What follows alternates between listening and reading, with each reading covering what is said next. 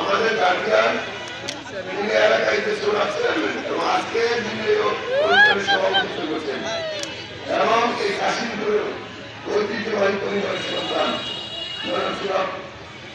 চেয়ারম্যানের নেতৃত্বে এবং তার সভাপতি সভা চলছে আমাদের নানা কলিমুদ্দিন চেয়ারম্যান যিনি এলাকার রাস্তাঘাট এলাকার মানুষের যাকে জনপ্রতিনিধি বোঝায় সেই কাজ তিনি করেছেন।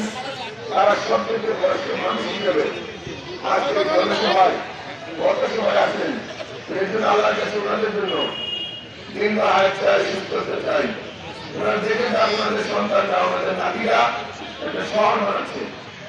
আমাদের এখানে সমন্বয়কে যারা আছেন ওয়ার্ড ভিত্তিক, থানা ভিত্তিক, সবাই ভিত্তিক নির্বাচিত প্রতিনিধি আছেন তারা আমাদের একেবারে সেন্ট্রাল পর্যায়ে যারা আহ্বায়ক, যুদ্ধ আহ্বায়ক সদস্য রয়েছেন এবং সম্মানিত সদস্য এখানে আছেন, মা বোনের আছেন এখানে।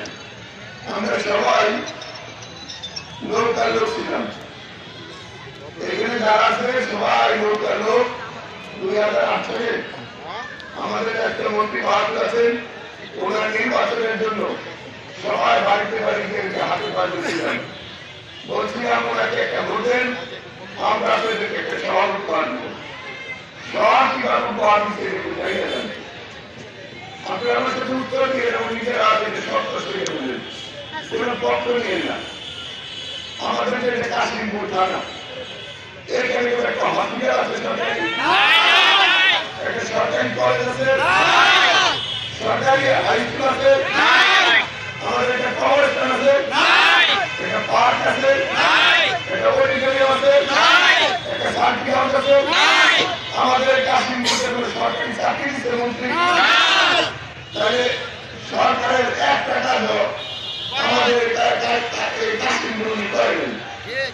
তাহলে 15 বছর ভোট দিলাম, এরপর দিয়ে কি রাখা হইল? তাহলে এই মন্ত্রী যদি আমাদের এলাকার রাষ্ট্রীয় যে কাজ সরকার 7.5 কোটি বাজেট দিচ্ছে, এই বাজেটের মধ্যে তুমি 100 আনতে পারবেন, 100